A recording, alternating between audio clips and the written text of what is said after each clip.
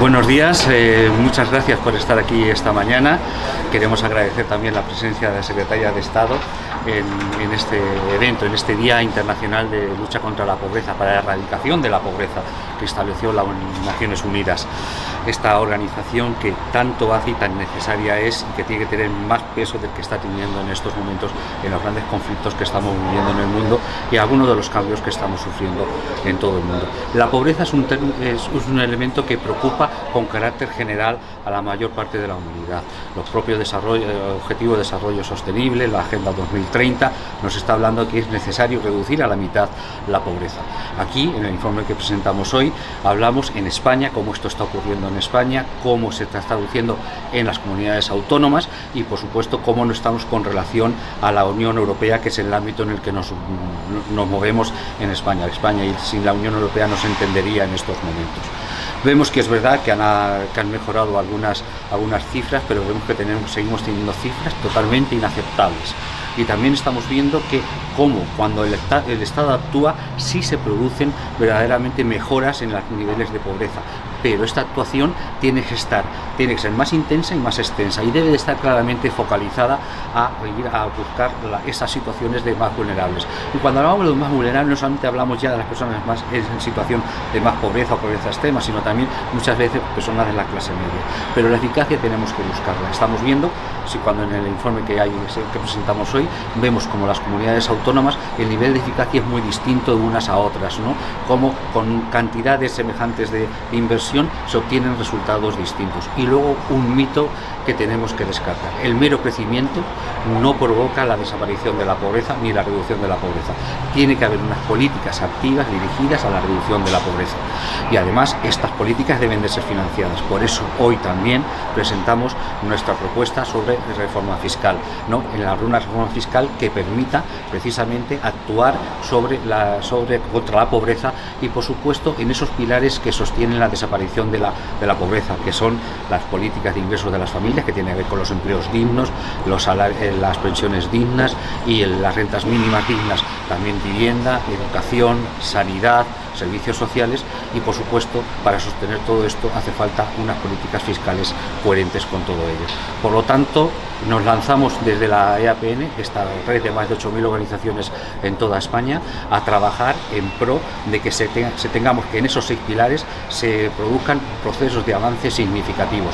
Para eso también es verdad que necesitamos un país que tenga unos presupuestos que tengan ese marcado carácter social, porque ese marcado carácter social no solamente beneficia, que ya de por sí sería suficiente, a las personas en mayor situación de vulnerabilidad, sino que ese carácter social se convierte en motor de desarrollo económico y, por supuesto, social. Por lo tanto, es importante que esto lo hagamos así. Bueno, en el informe vuelven a solicitar una prestación universal por crianza, porque en la infancia, están niveles de pobreza que no son admisibles en España. Tenemos tres o cuatro retos importantes en este país. Uno, por supuesto, es cuando hablamos de pobreza infantil, que lideramos la estadística a nivel de la Unión Europea.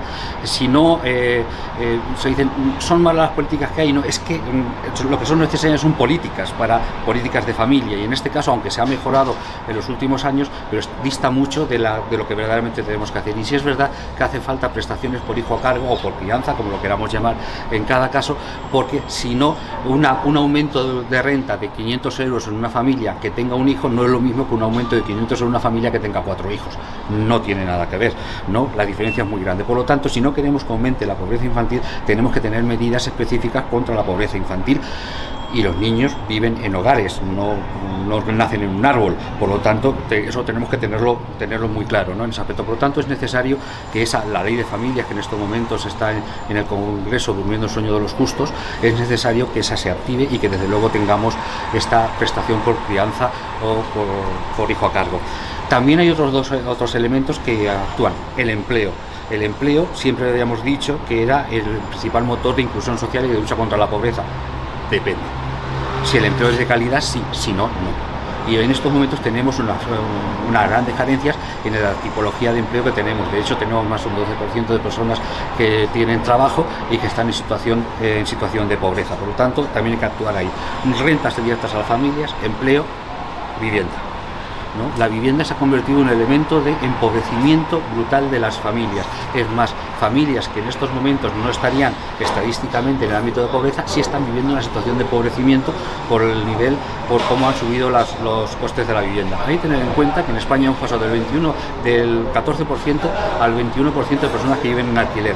El alquiler ha subido más de un 35%. Y, por si fuese poco, además los que más alquilan son los que tienen menos posibilidades tienen de acceder al crédito, es decir, las familias más vulnerables. Es decir, los que menos ganan son los que más alquilan, es a los que más les ha subido el alquiler y son entonces los que están sufriendo mayores consecuencias. Por lo tanto, es verdad que tenemos que hacer política de vivienda a medio y largo plazo, como es la construcción de más vivienda social no enajenable, ¿no? Pero tenemos que tomar medidas directas hacia esas personas. En algunas comunidades autónomas como Baleares o Canarias hemos llegado a una subida del alquiler del 77% o del 68%. Eso no hay salario medio que lo soporte. Hola, buenos días. Agradecer en primer lugar a APN el que nos haya invitado como Ministerio a la celebración, presentación de su informe en el Día Internacional de Erradicación de la Pobreza y Lucha contra la Exclusión Social, y agradecer también el trabajo que hace APN día a día de poner encima de la mesa conocimiento, evidencia y propuestas también en lo que se refiere a la lucha contra la pobreza.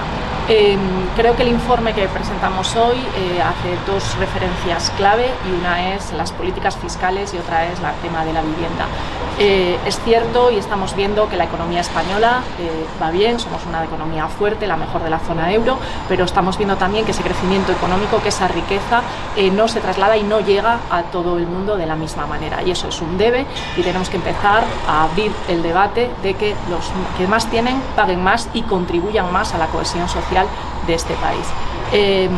Evidentemente, la segunda cuestión es la vivienda. Se han mejorado los salarios en los últimos años gracias a las subidas del salario mínimo interprofesional, gracias también a la reforma laboral.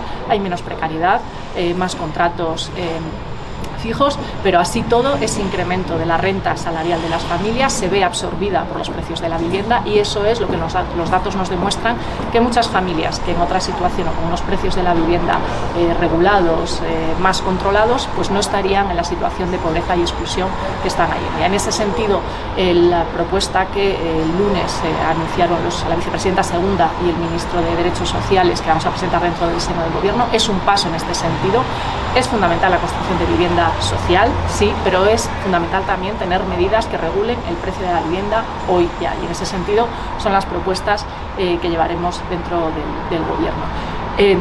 Pobreza infantil, no se puede hablar de pobreza en nuestro país sin hablar de los alarmantes datos de pobreza infantil, que si son dramáticos para el presente de estos niños y niñas, también lo son para el futuro del país, porque lo que nos dice la evidencia es que quien es pobre cuando es niño, niña o adolescente tiene una gran posibilidad de seguir siendo pobre en el futuro. Es decir, estamos creando bolsas de pobreza, especialmente en familias monomarentales, y aquí destacar también que los permisos por maternidad, por primera vez en la legislación española, reconocen una protección especial a las familias monomarentales, y creo que esa es la línea que debemos de continuar. En este sentido, y relacionado con la pobreza infantil, defender y seguiremos defendiendo la puesta en marcha, la implementación de la prestación universal por crianza. Es una medida que tienen ya muchos países, que se ha demostrado como la más eficaz para reducir la pobreza infantil, y en ese sentido, siempre lo decimos, llegará un momento en el que nos preguntemos por qué España no lo ha hecho antes. ¿Qué frenos encuentra la aprobación de esta prestación universal por crianza, y por qué es tan importante que sea universal, ¿no? Porque algunas familias a lo mejor se preguntan por qué no para rentas más bajas. Los estados de bienestar se han construido sobre la universalidad. La educación es universal, la sanidad es universal, y las pensiones, en cierta manera y con un diseño específico, son universales también. ¿Por qué las políticas de renta, y sobre todo en el caso de la infancia, no pueden ser universal? Pues precisamente es lo que nos permite que haya una igualdad de condiciones. El debate de la universalidad creo que está claro. Cada vez que hacemos una renta o una política específica para un colectivo, las trabas burocráticas de acceso nos demuestran que no es accesible, que es un freno para su implementación, con lo cual es una cuestión de derechos en la que se basa, y repito, nuestro estado de bienestar. Es una cuestión de facilitar y asegurarnos que llegue a todo el mundo. Creo que hay también una cuestión presupuestaria, pero que es un debate político. ¿Dónde queremos invertir como país? Y está claro que invertir en nuestra infancia debe ser una prioridad por justicia social, pero también, bueno, pues como decía antes, es una cuestión de qué país queremos en el futuro. Así que por nuestra parte seguiremos empujando por la prestación universal por crianza. Y sobre la ley de familias, no sé si sabe si hay perspectivas de momento seguimos en el mismo. La voluntad del Ministerio es llevarla a votación cuando tengamos los acuerdos y en eso seguimos trabajando.